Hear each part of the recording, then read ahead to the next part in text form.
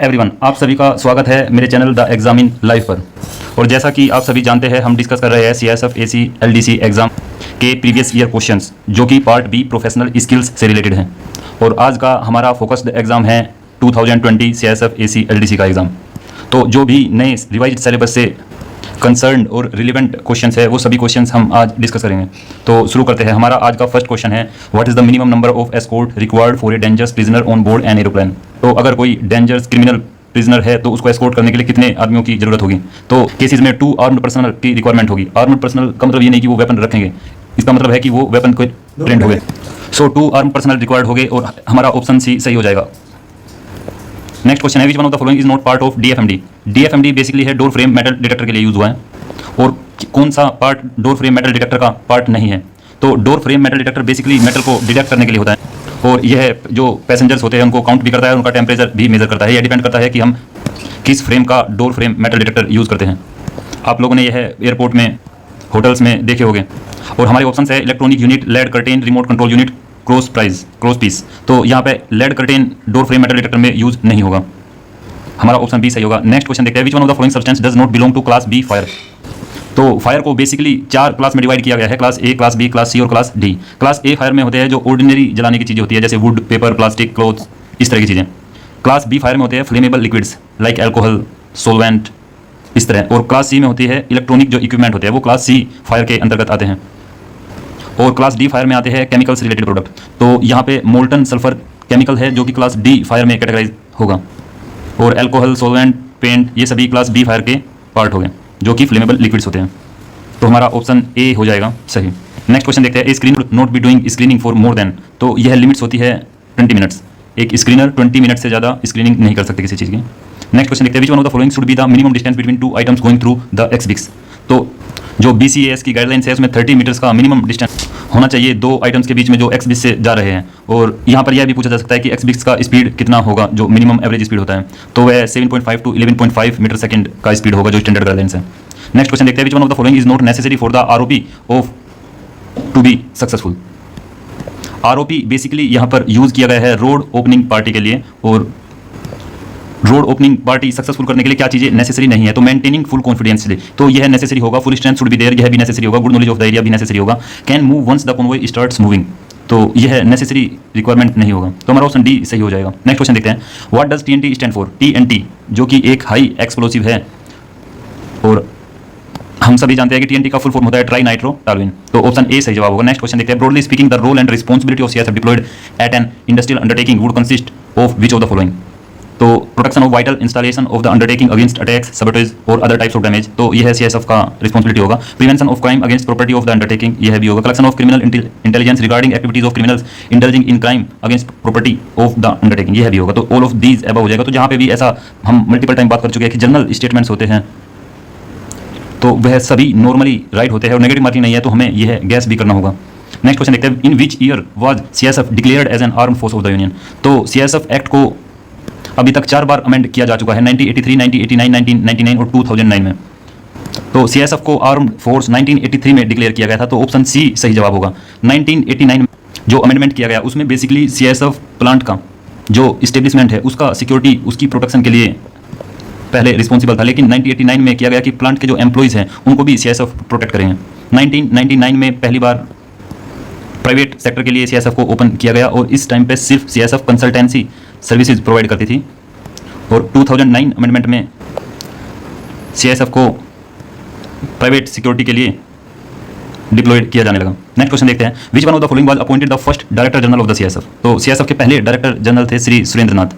काफ़ी फैक्चुअल सवाल है। और साथ ही यह भी पूछा जा सकता है कि CSF की पहली वुमेन डायरेक्टर जनरल कौन है। तो यह नीना सिंह होगी CSF की पहली DG, लेडी DG। और अभी जैसा कि हम जानते हैं करंट में CSF के DG राजविंदर सिंह भाटी हैं, जो कि 2025 तक रहेंगे मे बी। तो नेक्स्ट क्वेश्चन देखते हैं, finding of which one of the following judicial commission paved the way for the creation of CSF। तो किस कमीशन की रिकमेंडेशन पर CSF को क्रिएट किया गया, CSF को बनाया गया। तो यह है B मुखर्जी कमीशन की रिकमेंडेशन पर बनाया गया, जो कि 1964 में जिन्होंने अपना रिकमेंडेशन दिया था। और यह है हैवी इलेक्ट्रॉनिक जो कंपनी है रांची में, वहाँ पे फायर ब्रोकआउट हुआ था, जिसको लिए इस कमीशन का गठन किया गया था, जिसकी रिकमेंडेशन पर CSF को क्रिएट किया गया। नेक्स्ट क्वेश्चन देखते हैं, which should be the average lux level of the parameter lighting eight the airport. तो एयरपोर्ट पर पैरामीटर जो लाइटिंग होती है उसके लिए कितना लक्स लेवल रिक्वायर्ड होता है। तो यूपीएससी ने सही जवाब दिया है 3.5 लक्स की रिक्वायरमेंट होती है, लेकिन सभी सोर्स में सर्च करने के बाद मिनिमम रिक्वायरमेंट 10 लक्स लेवल का पाया है, तो यह थोड़ा सा डिबेटेबल होगा कहना कि, लेकिन यूपीएससी ने 3.5 लक्स का दिया है तो हम इसे ही सही जवाब मानेंगे। और इसका अगर हम प्रोपोर्शन देखेंगे तो 4:1 की रिक्वायर्ड होती है लाइट पैरामीटर एरिया में एयरपोर्ट्स में। तो नेक्स्ट क्वेश्चन देखते हैं, what is the prescribed height of the airport parameter wall. तो पैरामीटर वॉल पे एयरपोर्ट की कितना हाइट रिक्वायर्ड होगा, यह गाइडलाइंस आईएसओ द्वारा जारी की जाती है, जिसमें ISO international civil aviation organisation को डिनोट करता है, जो कि 1994 में बनाया था। और यह यूएन चार्टर से बनाया गया था, जिसका हेडक्वार्टर कनाडा में है, और यह शिकागो कन्वेंशन के दौरान बनाया गया था। तो हमारा सही जवाब हो जाएगा 8 feet of wall with concertina coil overhang at 1.5 feet. और जो ऊपर कंसेंटीना जो कोयल होती है वह 2.5 का सर्किल होता है स्टैंडर्ड गाइडलाइंस के अनुसार। तो नेक्स्ट क्वेश्चन देखते हैं, the parameter lighting eight the airport should be provided on the. तो ऑप्शन देख लेते हैं, inner side of the airport along with parameter road and focusing towards the parameter fencing. तो यह सही लग रहा है। Top of the parameter wall focusing on outside the parameter, यह भी पॉसिबल नहीं है। Top of the parameter road, यह भी पॉसिबल नहीं है। Top of the watch towers, यह भी। तो हमारा ऑप्शन ए सही हो जाएगा, inner side of the airport along the parameter wall and focusing towards the parameter fencing and wall. Next question देखते हैं, a highly sophisticated multi zone DFMD is capable of detecting metal items above A set threshold limits. तो यह सही है कि एक set threshold limit से ज़्यादा के मेटल्स को डिटेक्ट करते हैं डीएफएमडी। और यह जो लिमिट्स है थ्रेशोल्ड लिमिट्स, यह वेरी करती है कि जो हम डीएफएमडी यूज़ कर रहे हैं वह किस जोन का है। वह 18 जोन, 33 जोन, 60 जोन तक होते हैं बेसिकली, और यह सिंगल जोन से 16 जोन तक होते हैं। तो यह वेरी करता है थ्रेशोल्ड लिमिट्स सभी के साथ। नेक्स्ट क्वेश्चन देखते हैं, a non linear junction detector is capable of detecting. तो जो नॉन लीनियर जंक्शन डिटेक्टर्स होते हैं वह आईईडी जो एक्सप्लोसिव डिवाइस है उनको डिटेक्ट करने के लिए यूज़ किए जाते हैं। और device containing semiconductors, conventional explosive, plastic and liquid explosive, all of the above. तो डिवाइस कंटेनिंग सेमीकंडक्टर्स, क्योंकि आईईडी एक सर्किट होता है जिसमें सेमीकंडक्टर्स यूज होते हैं, तो उनके लिए ही non linear junction detectors use किए जाते हैं। नेक्स्ट क्वेश्चन देखते हैं, according to the prescribed specification the NLJD should be capable of detecting ABCD circuit buried under the dry soil up to the depth of at least. तो जो non linear junction detector होते हैं वह किस depth तक soil में चीज़ों को डिटेक्ट कर सकते हैं। तो यह काफ़ी फैक्चुअल है और इसका सही जवाब है 18 इंचेस।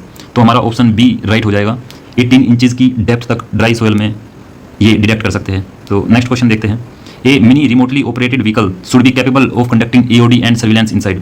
और हमारे ऑप्शन है aircraft, passenger terminal, buildings and terminals. तो ईओडी यहाँ पे यूज़ किया गया है एक्सप्लोसिव ऑर्डिनेंस डिस्पोजल के लिए।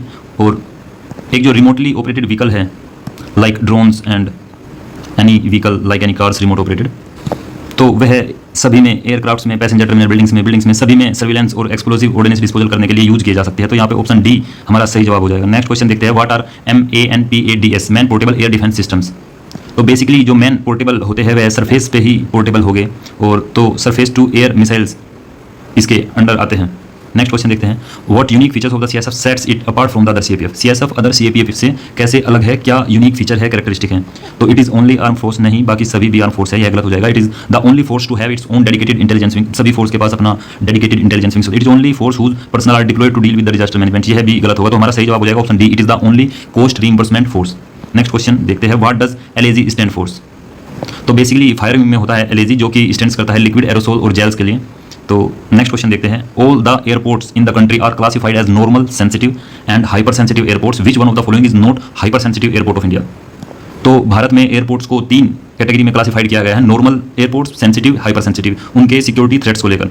और भारत में सेंसिटिव एयरपोर्ट अभी 68 हैं इन नंबर्स एंड हाइपर सेंसिटिव 31 हैं। और यह जो कैटेगराइजेशन है यह BCAS करते हैं, bureau of civil aviation standards. और हमारे ऑप्शंस है पुणे, जयपुर, चंडीगढ़, चेन्नई। तो चंडीगढ़ एयरपोर्ट जो है सेंसिटिव एयरपोर्ट में कैटेगराइज किया गया है, और other airports Dehradun, Jodhpur, Ahmedabad sensitive airports है, और पुणे, जयपुर, चेन्नई यह है हाइपर सेंसिटिव एयरपोर्ट्स है सिक्योरिटी के परसेप्शन से। तो नेक्स्ट क्वेश्चन देखते हैं, what is the prescribed duration of storage of CCTV recordings eight the airport. तो एयरपोर्ट पर जो CCTV रिकॉर्डिंग्स होता है उनको किस ड्यूरेशन तक स्टोरेज करके रखा जाता है। तो यह 30 डेज का ड्यूरेशन है, और ऑप्शन डी सही जवाब होगा। नेक्स्ट क्वेश्चन देखते हैं, the BCAS bureau of civil aviation standards has mandated installation of body scanners at the airports. What is are the technologies prescribed for it by the regulator। और दूसरा statement है millimetre wave technology using non ionising electromagnetic radiation. तो जो scanners होते हैं वो basically millimetre wave technology use करते हैं, और हमारा सही जवाब हो जाएगा ऑप्शन बी। वह बैक सीटर टेक्नोलॉजी यूज़ नहीं करते क्योंकि उनमें आयनाइजिंग रेडिएशन होती है जो कि हमारी हेल्थ के लिए हार्मफुल होती है, तो उनको यूज़ नहीं किया जाता। नेक्स्ट क्वेश्चन देखते हैं, what one of the following is the prescribed guidelines for conducting pre embarkation security check of a passenger with prosthetics such as an artificial limb. तो जो आर्टिफिशियल लिम्ब होते हैं उनका प्लेन में बोर्ड होने से पहले जो प्री एम्बार्केशन सिक्योरिटी चेक होता है वह किस लिए करते हैं, तो on compassionate ground that passenger is exempted from, exempted किसी को नहीं किया जाता सिक्योरिटी पर्पज से, such a passenger is not only screen during high alert periods. तो हाई अलर्ट पीरियड पर भी किया जाएगा, यह गलत हो जाएगा। The scanner is consultation with his supervisor may take a decision to screen और नॉट, तो ऐसा भी नहीं होता। Such passenger are not exempted and will be subject to normal screening, तो नॉर्मल स्क्रीनिंग के लिए वो भी प्रिस्क्राइब होते हैं, उनको भी एग्जेम्प्ट नहीं किया जाता। नेक्स्ट क्वेश्चन देखते हैं, pat down search is carried out by the scanner based on his subjective satisfaction, what are the prescribed norms regarding the number of passengers to be subjected to pat down search on a continuous random basis. तो 5/1, 1 in every 5 passengers सही जवाब होगा, जिसमें कि हर 5 passenger में से एक को रैंडम सर्च में सर्च किया जाएगा। नेक्स्ट क्वेश्चन देखते हैं, the inline hold baggage system is prescribed to have a minimum throughput of, तो इसका सही जवाब है कि लाइन होल्ड बैगेज सिस्टम में जो प्रिस्क्राइब्ड मिनिमम लिमिट है वह 1 आवर्स में 1333 बैग्स पर 1 आवर है, और तो यहाँ पे हमारा अप्रोक्स सही जवाब हो जाएगा 1200 बैग्स, तो ऑप्शन सी सही जवाब होगा।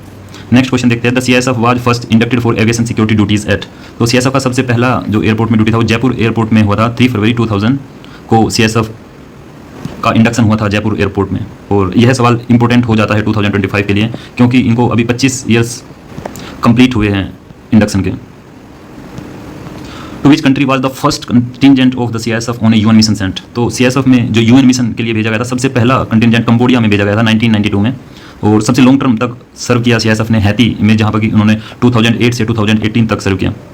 तो नेक्स्ट क्वेश्चन देखते हैं, in which year was the mandate of the CISF broaden to provide security to private sector establishment, तो जैसा कि हम पहले भी बात कर चुके हैं 1999 में सीएसएफ को प्राइवेट सेक्टर के लिए ओपन किया था, और सीएसएफ ओनली कंसल्टेंसी जो सर्विसेज थी वो प्रोवाइड करते थे 1999 से, लेकिन 2009 में फुल्ली सीएसएफ को यह मैंडेट दिया गया कि वह प्राइवेट सेक्टर्स की जो सिक्योरिटी है प्रोवाइड करेगा आफ्टर मुंबई अटैक 2028 के बाद में। तो नेक्स्ट क्वेश्चन देखते हैं, what is the prescribed average norm for random selection of hand search of cabin baggage during pre embarkation security check, तो यह प्रिस्क्राइब्ड एवरेज नॉर्म है 1 bag out of every 10 bag, तो हर 10 में से 1 बैग रैंडम सेलेक्ट किया जाएगा और चेक किया जाएगा manually before pre embarkation. Next question देखते हैं, the CCTV system at the airport are installed to ensure, तो सीसीटीवी सिस्टम्स क्या इंश्योर करते हैं एयरपोर्ट पर, effective surveillance, tamper proof record, live secure recorded images, तो यह तीनों जनरल स्टेटमेंट है, तो हमारा ऑप्शन डी सही जवाब हो जाएगा। नेक्स्ट क्वेश्चन देखते हैं, which one of the following BDDS equipments is a protection equipment, BDDS होता है bomb detection and disposal squad, जिसमें कि बहुत सारे इक्विपमेंट्स यूज किए जाते हैं, और हमारे ऑप्शन है सस्पेक्ट लगेज कंटेनमेंट व्हीकल, तो यह प्रोटेक्शन इक्विपमेंट है, और हमारा ऑप्शन ए ही सही जवाब हो जाएगा। तो नेक्स्ट देखते हैं, every warrant of arrest issued by a court under the code of criminal procedure 1973 shall remain in force, तो जैसा कि हमें पता है सीआरपीसी, आईपीसी और एविडेंस एक्ट को अमेंड किया गया है, चेंज किया गया है, तो अभी जो नए एक्ट है उनमें ये चीज़ें सर्च करनी होगी, warrant of arrest issued by the court under the new acts, तो यह अंटिल इट इज़ एग्जीक्यूटेड, जब तक यह एग्जीक्यूट होगा तब तक यह फोर्स में रहेगा, until it is cancel by any court, इस जो अरेस्ट वारंट होता है उसे वही कोर्ट कैंसिल कर सकते हैं जिससे वह इशू हुआ है, तो हमारा सही जवाब हो जाएगा ऑप्शन ए। नेक्स्ट क्वेश्चन देखते हैं, which one of the following has the power to pass orders prohibiting any person from repeating और कंटिन्यूइंग ए पब्लिक न्यूसेंस, तो अगर कोई पब्लिक में न्यूसेंस क्रिएट कर रहा है तो उसको रोकने के लिए, उसको प्रोहिबिट करने के लिए ऑर्डर पास करने की जो पावर है वह किसके पास होती है, तो district magistrate, any executive magistrate, sub divisional magistrate, तो सभी यह को विक्टिम कंसीडर कर सकता है सेक्सुअल हैरेसमेंट का। तो नेक्स्ट क्वेश्चन देखते हैं, which one of the following is regards to offence of theft is correct, तो थेफ्ट के ऑफेंस के लिए कौन सा करेक्ट है, theft is always an offence against ownership, dishonest intention is the gist of offence of theft, theft may और may not include moving of property in order to take the property away, theft may be movable as well as immovable properties, तो यह तो गलत हो जाएगा, तो यह भी गलत होगा, थेफ्ट मे नॉट इंक्लूड या मे इंक्लूड, यह भी गलत हो जाएगा क्योंकि थेफ्ट में प्रॉपर्टी का पोजेशन लिया जाता है। डिसऑनेस्ट इंटेंशन यह ठीक जवाब होगा, theft is always an offence against ownership, कुछ हद तक यह भी सही होगा, लेकिन ज़्यादा अप्रोप्रिएट होगा डिसऑनेस्ट इंटेंशन थेफ्ट के लिए, तो हमारा ऑप्शन बी सही जवाब हो जाएगा, जो कि यूपीएससी ने भी सही जवाब दिया है। नेक्स्ट क्वेश्चन देखते हैं, A is a carrier is entrusted by Z with property to be carried by land और by water, A dishonestly misappropriates the property, which one of the following offences was committed by A, तो dishonest intention है और misappropriation किया है, तो यह criminal breach of trust होगा। Next question देखते हैं, what is the penalty prescribed under the industrial dispute act 1947 for a person who committed any unfair labour practices, तो यह पनिशमेंट्स कितना होगा, इम्प्रिजमेंट अप टू 6 मंथ्स और फाइन अप टू 1000 या both, दोनों हो सकता है, तो यह ऑप्शन सी सही जवाब होगा। और इंडस्ट्रियल डिस्प्यूट एक्ट अभी भी न्यू जो रिवाइज सिलेबस है उसमें है, तो यह इंपॉर्टेंट हो जाता है यह एक्ट, और इसी के साथ में एम्प्लॉय कंपनसेशन एक्ट भी काफ़ी इंपॉर्टेंट एक्ट है, जहाँ से हर साल 2 या 3 क्वेश्चन पूछे जाते हैं।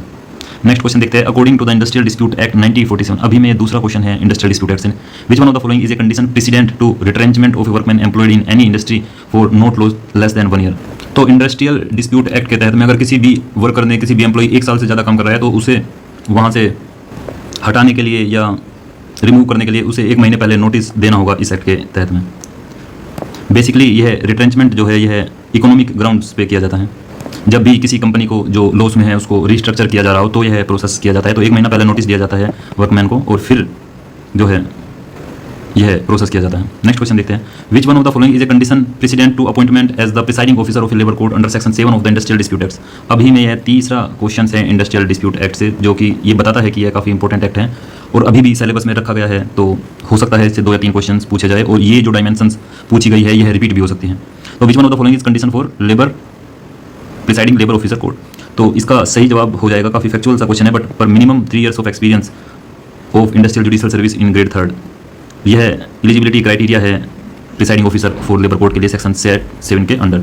तो नेक्स्ट क्वेश्चन देखते हैं, under the employees provident fund and miscellaneous provisions act the central government may authorise an employ to maintain a provident fund account in relation to the establishment upon an application made by the employer and majority of such establishments employees provided that the number of persons employed in the establishment is not less then.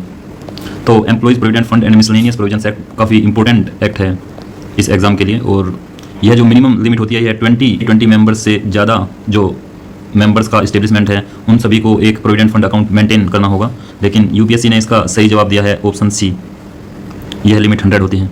और जहां according to me और जो इस act में provisions है according 20 यह limit होगा। तो यह डिबेटेबल है थोड़ा, मैं तो ऑप्शन ए के साथ जाऊँगा, ऑप्शन ए सही जवाब होगा 20 और यूपीएससी ने ऑप्शन सी दिया है। तो यह अप टू यू है कि आप किस जवाब को सही मानेंगे। तो नेक्स्ट क्वेश्चन देखते हैं, द वर्कमैन, यह 1923 का एक्ट है वर्कमैनशिप कंपनसेशन एक्ट और यह है 2009 में अमेंड करके एम्प्लॉइज कंपनसेशन एक्ट इसको नाम दिया गया। तो नेक्स्ट क्वेश्चन देखते हैं, for the purpose of immoral traffic prevention act 1956 a child means. तो इमोरल ट्रैफिक प्रिवेंशन एक्ट 1956 में 3 कैटेगरीज है, चाइल्ड, माइनर और मेजर। तो चाइल्ड्स के लिए है 60 एज और माइनर के लिए है 16 एंड 18 इन बिटवीन और मेजर है 18+। तो इसका सही जवाब हो जाएगा ऑप्शन बी। और United nation convention of child rights में यह एज 18 ईयर्स है चाइल्ड के लिए। तो नेक्स्ट क्वेश्चन देखते हैं, under the schedule caste and the schedule tribes prevention of atrocities act 1989 which one of the following is not permitted. तो जो शेड्यूल कास्ट शेड्यूल ट्राइब्स के लिए जो क्राइम करते हैं उनको प्रिवेंट करने के लिए एंटीसिपेटरी बेल्स का प्रोविजन नहीं है। एंटीसिपेटरी बेल्स बेसिकली डेल्ट करते हैं सेक्शन 438 ऑफ आईपीसी, जिसमें कि अगर किसी पर झूठा आरोप है तो वह बेल ले सकते हैं अरेस्ट होने से पहले ही, ऐसा प्रोविजंस होते हैं एंटीसिपेटरी बेल्स में। नेक्स्ट क्वेश्चन देखते हैं, the national human rights commission conducts. तो नेशनल ह्यूमन राइट्स कमीशन जो है यह काफ़ी इंपॉर्टेंट बॉडी है सीआईएसएफ एलडीसी एग्जाम के लिए और इससे रिलेटेड 3 से 5 क्वेश्चन हर साल पूछे जाते हैं। तो क्वेश्चन देखते हैं, the national human rights commission conducts inquiries into incidents where human rights have been violated, such inquiries have been initiated by the commission only upon the petition. यह ओनली गलत है, ओनली व्हेन डायरेक्टेड, यह भी गलत है कि जब court direction दे तभी करेंगे। सुमोटो सही जवाब है, सुमोटो ही यह इंक्वायरी इनिशिएट की जा सकती है। तो नेक्स्ट क्वेश्चन देखते हैं, under the protection of human rights act 1993 the term human rights have been defined as. तो ह्यूमन राइट्स बहुत ब्रॉड टर्म है और बेसिक राइट्स, बेसिक नहीं होगा, inalienable rights to human being possibility है, the rights related to life, liberty, equality, dignity of individual guaranteed by the constitution of India. तो option C सही जवाब हो जाएगा क्योंकि यह काफ़ी होलिस्टिक जवाब है। तो नेक्स्ट क्वेश्चन देखते हैं, a voluntarily throws into a river a ring belonging to Z. Z से जो बिलोंग करती है रिंग को ए वॉलंटरीली रिवर में फेंक देते हैं तो the intention there by causing wrongful loss to Z. तो यह मिसचीफ का हो जाएगा क्योंकि इसमें जेड को लॉस तो हो रहा है लेकिन ए को प्रॉफिट के लिए नहीं कर रहा है, तो इसलिए थेफ्ट नहीं होगा। और जो क्रिमिनल ब्रीच ऑफ ट्रस्ट है उसमें यदि ए यह रिंग्स किसी और को दे दे और उससे कुछ बेनिफिट्स ले तो यह क्रिमिनल ब्रीच ऑफ ट्रस्ट होगा। तो नेक्स्ट क्वेश्चन देखते हैं, which one of the following statements is correct. The term force custody means. तो फोर्स कस्टडी सीआईएसएफ एक्ट में डिफाइन किया गया है 1968 में और यह इंटरनेट पर अवेलेबल है और यह 14 पेजेस का एक्ट है, सभी को थोरोली पढ़ना चाहिए, सभी को याद होना चाहिए। तो फोर्स कस्टडी मींस होता है arrest and confinement of member of CISF. तो ऑप्शन डी सही जवाब हो जाएगा। तो नेक्स्ट क्वेश्चन देखते हैं, which one of the following statement is not correct. Industrial undertaking in public sector means N industrial undertaking owned and controlled and managed by. तो यह सीआईएसएफ एक्ट 1968 में डिफाइंड है इंडस्ट्रियल अंडरटेकिंग और a government company as defined in companies act, यह सही जवाब होगा। ये कंपनी एस्टेब्लिशमेंट बाय अंडर, यह भी सही होगा। A company setup by a member और मेंबर्स ऑफ जनरल पब्लिक, तो ऐसा कुछ नहीं है, यह गलत जवाब होगा। और हमसे पूछा है नॉट करेक्ट, तो ऑप्शन सी हमारा सही जवाब हो जाएगा।